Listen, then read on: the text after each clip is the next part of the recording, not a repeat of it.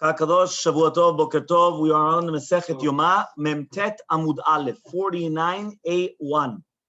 Memtet Amud Aleph says the Gemara as follows. Meitve. We're going to ask the following question on Rav Sheshat from the Braita. Okay?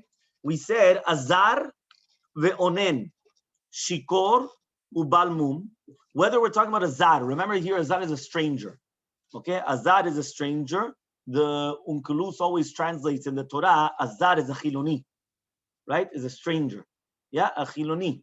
So it says over here, Azar, or an onen, a Kohen which is onen. Remember, aninut means that a person passed away and they didn't bury the person yet. Okay? Shikor, somebody that's drunk. Or a balmum, a person that's a balmum, which means he's got a blemish, meaning one of the Kohanim, they have a blemish. Right? So it says over here like this, Bekabbalah uveholacha uvizrika, anything to do with receiving the blood, transporting the blood, or sprinkling of the blood is pasul. He's going to become disqualified. V'chen, the same melacha would apply. If a kohen kasher did one of these melachot, yoshev, if he did it sitting down, meaning all the melachot of the Bet HaMikdash have to be done standing up. It cannot be done sitting down. Remember anyway that there's no sitting in the Azara other than, right, the Malchut Bet David. The Jewish king of David HaMelech, he's the only one that could actually sit down in the Azara. But here anyway, right, the Kohen, a kosher Kohen, did one of the services when he's sitting down, disqualified. Vechen, the same halacha would apply if he did it with his left hand, it's going to be pasul. So you see from here, this is a huge proof against Rav Sheshat, that how could Rav Sheshat come and say that if you're going to come and you're going to do with the left hand, the holacha, the transporting of the blood, it should be kosher. And he brought a raya from the Ketoret. Here it's written mefurash in the Braita that if you did it with the left hand, and we're talking about a kosher Kohen doing the service with his left hand, he was transporting the blood with his left hand, it's pasul.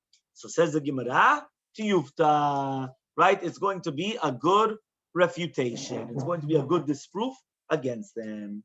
Okay? Very good. Says the Gemara, Veha Rav Sheshatu de'odva. But Rav Sheshat himself, right, he went and he asked this question. Because once Rav Sheshat went and he said to the Amoreh, to Rav Chasta, to the Meturgeman of Rav Chasta, remember that usually they used to have people that used to translate for them, which means that they used to have the rabbi that was coming and he would give the shiur, and then somebody else would come and he would lay it out. He would translate it out. Sometimes because of the difference of the Hebrew, and sometimes it was just because the rabbi would do things very quick. And then somebody would come and he would explain everything. But since he was already a student of the rabbi, he knew that the rabbi used to speak very, very short, very concise. And then he used to come and he used to elaborate more by explaining the things to the general public. Okay? So by Mineh Rav Chasta, so they went and they asked the following question from Rav Chasta. Holacha bezar. When we're talking about holacha with a zar, remember we're talking about holacha is transporting the blood with a stranger. A stranger means a non-kohen. Mahu, what's the halacha? Is it kosher or not? So Amalei, so he comes and he says, Kshera, it's going to be kosher. Umikraya misayeni, and I have a proof from the pasuk, which means I have a proof from the pasuk that it's going to be okay. It says in the pasuk, Vayishchatu Pasach, this is in Divrei Yamim. It says, which is in the Chronicles, okay, in Ketuvim. It says, Vayishchatu Pasach, they came and they slaughtered the Pesach. Vayizreku Kohanim miyadam, Valviim Avshitim. So it says the Kohanim were the ones that they threw the blood, right, from their hands, and the Leviim were the ones that were mafshitim, that they skinned the animal. Now says the Gemara, one second, it comes out that the Leviim, remember that even a Levi is considered a stranger. A Levi is not a Kohen. A Levi cannot do the service of a Kohen. Only a Kohen could do the service of a Kohen. Imagine right now, can a Levi do Birkat Kohanim? No. No, why not?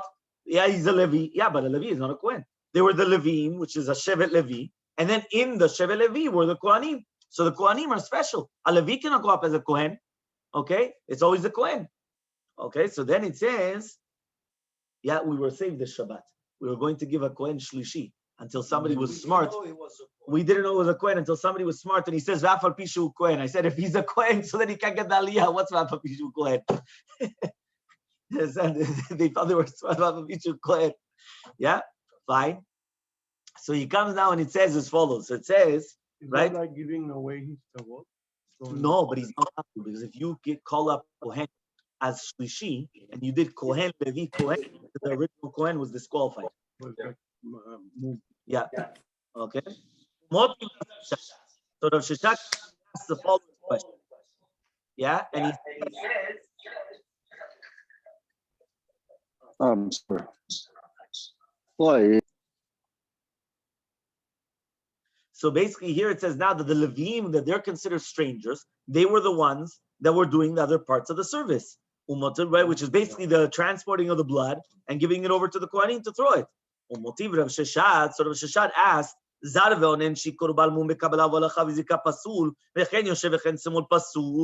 you see from here that this exact same Braita that they asked against Rav Sheshat, he himself asked against Rav Chasta.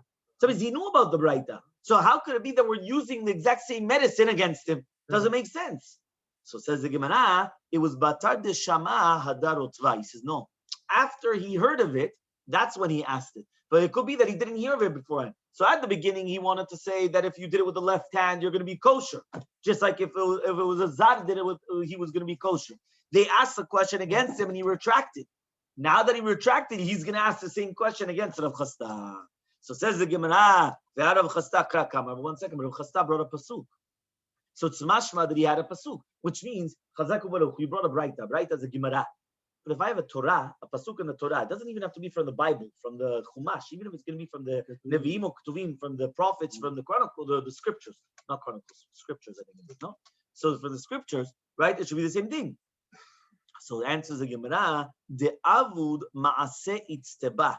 No, we could actually explain the pasuk that the Levim, they went and they did, right? Which means the Levim themselves didn't transport the blood, right? And they didn't bring it towards the Mizbeach, but rather when the Kohanim placed the utensil with the blood, they gave it to the Levim in order that they could do something else. So the Levim stood there and they didn't move until, exactly, to assist. Basically, they were like the hand.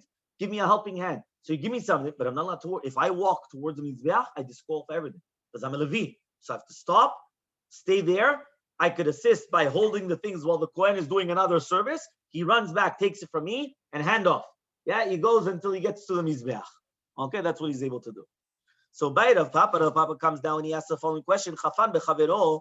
If right now he did, what happens now if the Chafan chavero shel Kohen Gadol ektoret, which means it wasn't the Kohen Gadol that did the service, it was his friend that he did the chafina. Remember, chafina is that you take the fistful here. Yeah, and you do like this. That's a kmitza. The chafina is the handful of the koret. So now what happens is we know that on Kippur, the Kohen Gadol has to do everything. On Kippur, the Kohen Gadol is the master of the show, which means the entire show is a Kohen Gadol, nobody else. You can't have another Kohen. Everything has to be done by the Kohen Gadol. And think about it. He didn't sleep. He's fasting. Yeah, and he has to do all the service. So imagine how weak he has to be. Yeah, he's going to be there, all night up. And he has two wives. What? And he has two wives. He has two wives. Yes, but he's not. No, because we put him a substitute wife just in case his wife dies, right? Because why? Because a person has to be married, right? That's also, by the way, that's why also reason that the Sheikh Tzibur has to be. Which one? So that's why he has to have two wives just in case the first one dies. He has to be married in order to atone for his house, so then he could atone for us as well. Okay. So. Rav Papa asked, do we need to be that has to be done dafka by the Kohen Gadol? And you have it at the end of the day. Because even if the other Kohen was doing it, but it was going in the palms of the Kohen Gadol, or Dilmar maybe, we need that it's the same person that's lokeach and that's vehevi, which means the same Kohen Gadol has to be taking it and then bringing it. But here you don't have it, because here it wasn't the Kohen Gadol that did the lekicha. It was the other Kohen that put it in his hands. So teiku, we don't have an answer. Okay, remember, whenever it says teiku, it just means we don't have an answer. By Rabbi Yeshua ben Levi, Rabbi Yeshua ben Levi comes and he asks the following question. Chafan v'met. Imagine right now the Kohen Gadol does the chafina, and then he dies before bringing the ketoret. Ma'u sheikanes acher b'chafinato. Can somebody else come and use that handful in order to go into the kodesh kodashim, right, or not? Okay, so Amar Rabbi Chanina, says Rabbi Chanina, Bo ur'eh she'elat harishonim. Let's see the original question. That even Rabbi Yeshua ben Levi, that he was from the previous generation, which that's why we're calling them Rishonim, like the previous ones, right? They also had the same question. Lemeimra Rabbi Yeshua ben Levi kashish. Are you going to tell me that Rabbi Yeshua ben Levi was older than Rabbi Chanina? The Amar Rabbi Yeshua ben Levi, says Rabbi Yeshua ben Levi, Li iti Rabbi Chanina lishto mishachlayim b'Shabbat. that Rabbi Chanina permitted him to drink from shachlayim, which is a type of like something which is similar to mustard seed, on Shabbat. So from the fact that Rabbi Yeshua Levi says that Rabbi Chanina, it's mashma that Rabbi Chanina was older than him, not younger than him. So says the Gemara, one second, even before we get into who's older and who's younger. Lishtot, pshita, obviously. Why wouldn't you be able to drink this shachlayim? How do you translate shachlayim in English? Because here it's something, it's like a tzemach, it's like the juice of cress. Cress. So cress, that's the word. What cress? Cress is a type of flower. It's a type of a plant, like a tzemach. Right? But he says it's similar to the mustard. Okay? So the Tanam, we learned in the Mishnah, Kol ha'ochlin ochel adam, any type of a food that people eat, l'refuah, v'chol ha'mashkin shoteh. So basically, if right now, right, even though your kavanah is for the refuah, as long as it's a food that people eat, you're allowed to. For example, right, everyone knows that Coke is not good for you. It's not healthy. But everyone tells you that if you have a stomach ache, what do? You drink Coke. Now, one second. When you're going to drink the Coke now, what's your kavanah? For the fuah or for pleasure? It's not for pleasure. You know that it's not good for you. So it's for healing. But the fact that people are going to come and you're going to have it for, right? You're going to have it for healing purposes. But since people eat it, you're allowed to eat it. And the same thing for drinking. If they drink it, they drink it. Yeah, I eat it as a photo. Watercress. That's watercress. Okay, very good. Okay. Ella, but rather, lishchok velishtot. No. It wasn't to eat or drink. Because to eat or drink for sure, we just mentioned you're allowed to eat or drink, and there's no problem, right? That means anything which is a food, even though your main mindset is for refuah, for healing, you're allowed to do it on Shabbat. Why? Because it's a food. So it's not discernible. It's not something which is known to everybody that you're doing it for refuah per se. Right? But he said, no, but you know what I was talking about? That they crushed it and then they drank it on Shabbat. So it says the Gemara, one second. They crushed it, and then, because remember, medicines, you crush, even herbs, they would crush it, and then they would make it into a medicine. So he says, hey, what's the case? If there's mamash a sakana, danger, so then for sure it's going to be permitted. Mishashadi. But if there's no sakana, Meisarasi for sure should be prohibited. Because now it's not just stam that I'm taking a drink and I'm drinking and there's no problem. Here it's mamasha pomegranate juice. Right? Everyone knows that lo leno bar minan, if somebody has a machala, pomegranate juice is the best thing to have. That we're talking about mazuz, we're talking about the big dolim already. They all said it. Said make sure you have a lot. Why? Because the antioxidants and all these things. You have to have it. Now, a person's gonna have right pomegranate juice on what's it called, on Shabbat. They're allowed to. For sure they're allowed to. Why? If I could drink it during the week, you could drink it. Your main intention is for healing. Doesn't matter, but it's a drink. It's a drink and everybody drinks it. So therefore, even though my main intention is for healing, no problem. Put vodka. Huh? Put vodka on it. Yeah, put vodka. And then it becomes for sure. Sure. Yeah, you tried it? Well, yeah. I can tell you from now I do it. You see, even without putting it. Okay. So says the Gemara, Leolam dika sakanta. Really, be'emet, there was a sakana. The hachi coming by, but this is the question. Mi masya? Does it actually help to heal?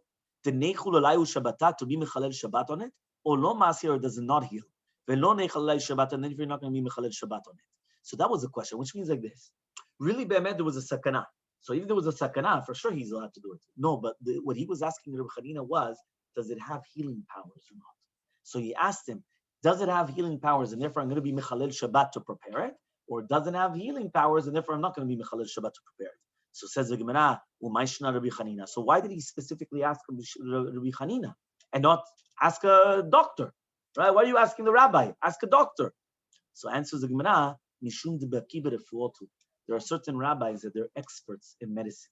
And therefore, since they're experts in medicines, they have to know. I've known a lot of people the mamash, that they give shiurim to the doctors.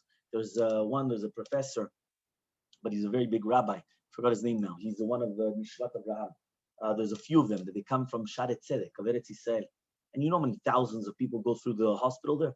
Or Rav Asher Weiss. We're talking about big rabbanim, right? That they are experts in halachic medicine, which means not only do they know the halacha aspects of it, they know also the medicine parts of it. Why? Because since they have to know, so for example, if you have to be different types of things, right? You always have to be. So it says over here, since he was an expert in different types of medicines, that's why he says, Dama Rabbi Chanina, it says Rabbi Chanina, Me'olam lo she'alani adam al makat pirda levana v'chaya. There was no person that asked me about a refuah to place on top of a makat pirda levana, on a white mule, that she came, right, and afterwards it stayed alive, which means anybody that was hit by a white mule died. Yeah, so from here we knew that he was an expert in different types, meaning that he knew all types of medicines for everything, right? For wounds, for this, for that. So imagine a white mule comes and it damages a human being, right? Whether it's a bit or whatever it is, and all of a sudden they would come for refuah. He already knew Kaddish. There's nothing what to do. Yeah, he already knew. There was nothing what to do. He was in, nobody ever asked me, and they survived afterwards. Why? Because he already knew. This is what happens. Okay? So says the Gemara, how could that be? Sometimes we do see that people live still afterwards. So says the Gemara, Ema v'chayat. Right? No. They could live, but that it healed. Meaning that wound stayed a wound. It will never heal the wound. Right? You remember we actually brought down Chaim Kanievsky. He went and he said, why does it say that Rabbi Akiva, when he was in Amaretz, he hated the rabbis. And that's why he was the only one that was able to say afterwards, Et Hashem lokecha tira, who are you supposed to fear just like God? The Talmidei Chachamim, the rabbis. Why did he was able to say that? Because at the beginning, he said, who would bring me a rabbi and I would bite them like a donkey? Yeah, what does that mean? I would bite them like a donkey. Rav Chaim Kanievsky said that the donkey, when it bites, it doesn't let go of his grasp until he breaks the bone. Meaning it's such a strong, right, but he doesn't let go until it doesn't crack. Meaning until he doesn't hear the crack, until he doesn't break the bone, he won't let go. So it's mamash incredible. You know, that's how much of the hatred he had. Because people that are off, that are on the left, since they don't, that's why, because they have this hatred that they don't understand, because the other people, they see the truth. And these people, since they don't see the truth, so they hate that. Right? Because it's a way of defending, it's a way of defending themselves. To be able to take your stand. Exactly. So it says the Gemara, but we do see that sometimes they're healed. So answers the Gemara, we're talking about we're talking about no. When did Rabbi Chanina said that it will never be healed? Only when we're talking about that the body is reddish, which means that the mule is reddish. However, though, their feet at the top are white, right? Which means that the body itself is more reddish, brownish, right? But it's talking about that the feet. The animal? Yeah, the animal. That's what it is. Okay? Mikol makom. Nevertheless, though, after this derech agav, like it was by the way that we started speaking about refuah, now he says, one second, but you see from here that Rabbi Chanina was older than Rabbi Yoshua. Because why is it Rabbi Yoshua ben Levi comes and he says that he was kilu older? It was Rabbi Chanina that was older than Rabbi Yoshua ben Levi. So answers the Gemara, Ela, but rather, hachi kamar. This is what it means to say. She'elatan ke she'ela shalushim. You're right. Rabbi Yoshua ben Levi was younger than Rabbi Chanina. But the question that they asked was like the question of the previous generation, which means sometimes they come and they ask the exact same question that the previous generation asked, and it's the same thing. So, Miyamar Rabbi Chanina hachi, does Rabbi Chanina actually say this? Means, does he himself have the same doubt to do with a Kohen Gadol, that somebody else did it for him, and then he died? Can another Kohen actually come inside? Right? Can they actually do this? V'amar Rabbi Chanina, says Rabbi Chanina, befar, what does it mean befar b'makal lechatat? Befar v'lo b'damo shel par, which means it has to be dafka the par in itself, but not the blood of a par, which means if the Kohen Gadol did the shechita, he slaughtered it, and then afterwards, after doing the slaughtering of the parachatat, he dies, another Kohen Gadol cannot actually do it for him. Right? Why? He can't bring the blood now. He has to bring another par. He has to bring another bull.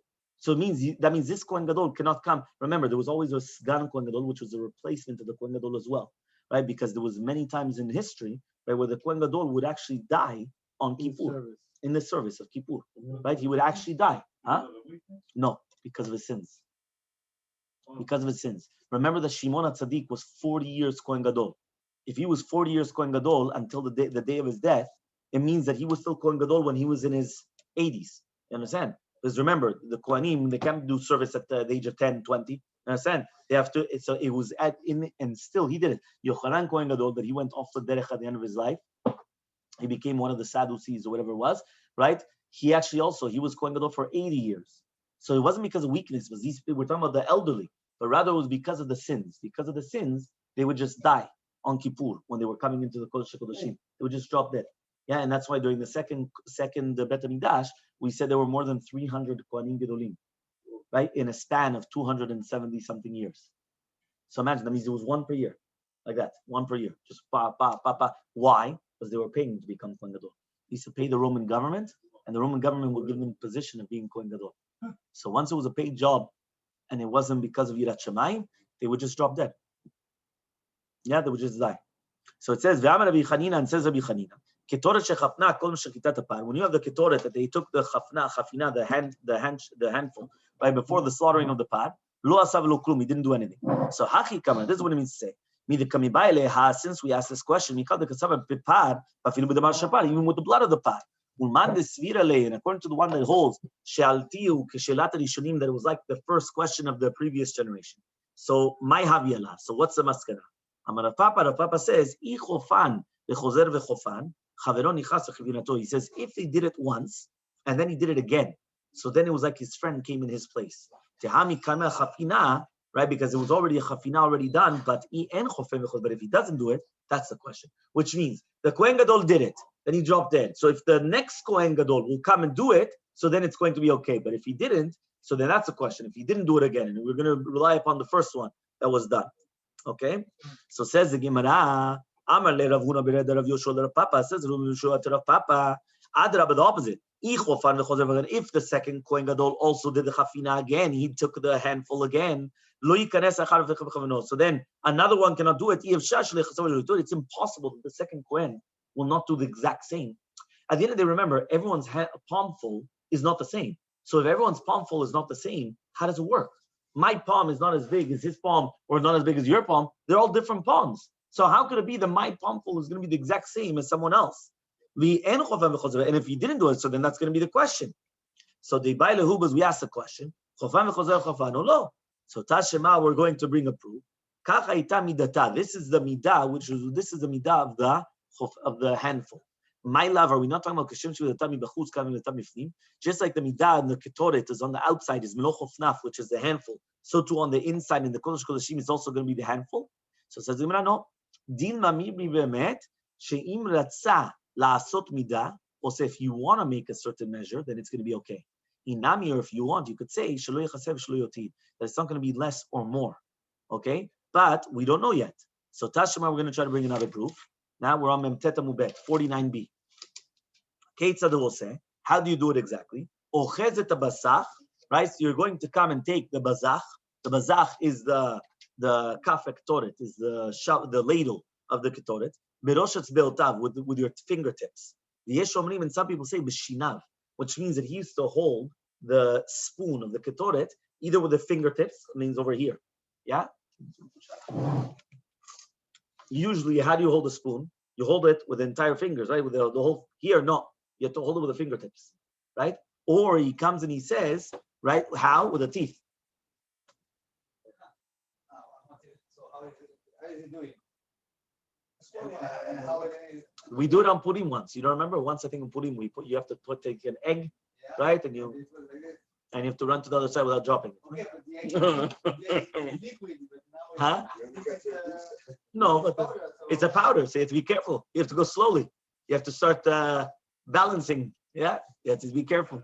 Yeah, or some people say with a shinav, with your teeth. Okay. Well, we have to ask the Kohanim. Yeah. So it says, Uma'ala begudlo. Yeah, it says, like this, right? Uma'ale begudlo, ad shemagat leben atzile yadav. So he says over here, he's going to go between the two agudals, okay, until it goes between atzile yadav. So some people say, what does that mean?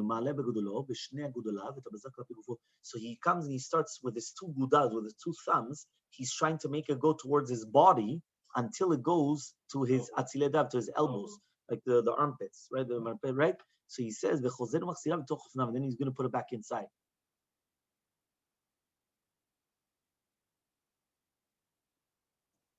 So then when it's all going to be over here, he's going to twist it in order to go back into his palms. Interesting. And then what he's going to do is he's going to make it like a pile on the ashes in order that the ashan, that the smoke, right, will not come so quickly. Right, in order that he doesn't get strangled with all the smoke. Right, but remember that the smoke was coming up to his face. It's going to be a problem. He's got the coals in his hand. So he says, and some people say mefazra. Mefazra means he's going to spread it amongst the coals. In order that Ashan could come and could come very quickly.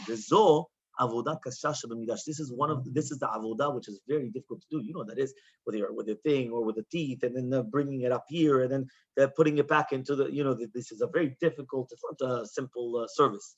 Okay. So says the Gemara, Zoi v'tulo. This is the only service which is difficult. Vayika milika. There's milika. Remember, milika was that with a thumb. He used to have a long nail. Okay, the long nail, and he used to cut off the head of the bird with a nail. Yeah, that's how they used to do milika. Yeah, with a nail. He used to do milika. So it says, right? He says, Vayika kmitza, and kmitza is also difficult. You're right. This is one of the difficult ones which were done in the Bet HaMikdash. Shmami, now we learn from here though. So obviously it means that the second Kohen Gadol also had to do the chafina in order for it to be kosher. So now we're going to ask another question. Shachat v'met. What happens if the Kohen Gadol did the shechita and then he died? Right? Now he died, right, before he was able to go into the Kodesh Kodashim to sprinkle the blood. Can another one come in with the blood or not?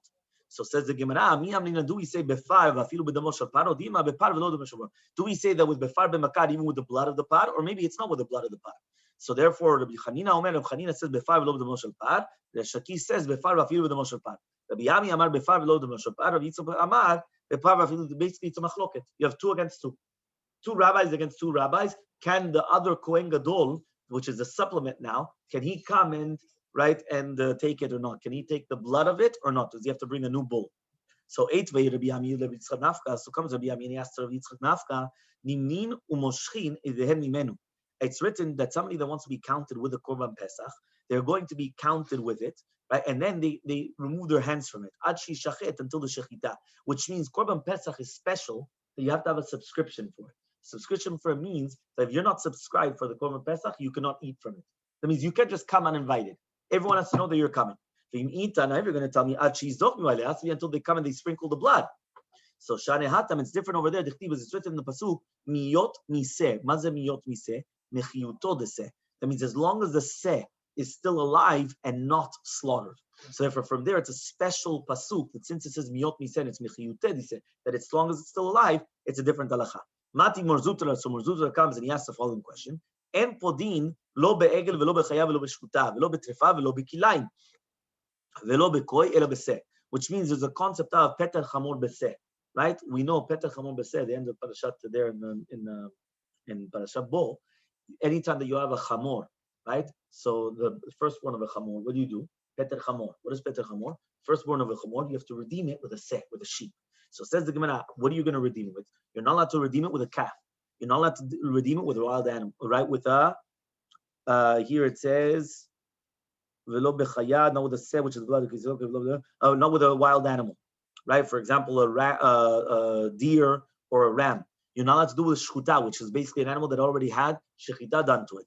Velo betrefa, not with an animal that's going to die within the year. Velo bekilayim, not with 2 different animals coming together to have a third animal, to have meaning like a mixture of animals. Velo bekoy, or not a koi. A koi, I don't know how you say a koi in English. It's like a offspring. It's like a taish and tzvi together. Okay? Ela beseh. But it has to be done with a seh. A seh is dafka sheep. So says the Gemara, Shane Hatam, it's different over there to do with Peter Chamor. Dialif seh mi Pesach, was we learn Gzer Shava from the Korban Pesach. Just like the Korban Pesach, it has to be done with a seh, so to Peter Chamor has to be done with a seh. So says the Gemara, Imale Halan Zachar, if over there, the Korban Pesach was a male. Tam, it has to be without any blemishes. Uben Shana, in the first year. Afkan, so to here, you're going to tell me to do the Petah Chamor, that the sheep has to be a Zachar, a male. Tam, without any blemishes, and also Ben Shana. Tamulomar, Tifte Riba. It comes to teach you, the word Tifte comes to include. What is it coming to include? To include that even if it's going to be a female, or it's got any balmum, a blemish, or it's not 1 year old, it's still going to be kosher. So says the Gemara, Tifte Riba, if you're going to tell me that it's coming to include, Afilu kulunami, then all of them are going to be the same thing. So you can, if so, say mayahaninde. What does it help you? The word say, right? So therefore, obviously, the word say is coming to teach you, right, that it has to be the say, and that's why we're learning the zera shava from the say, and that's why the rest of them are not going to be fitting for the peter chamor. And we continue tomorrow with Daf Nun Amud Aleph.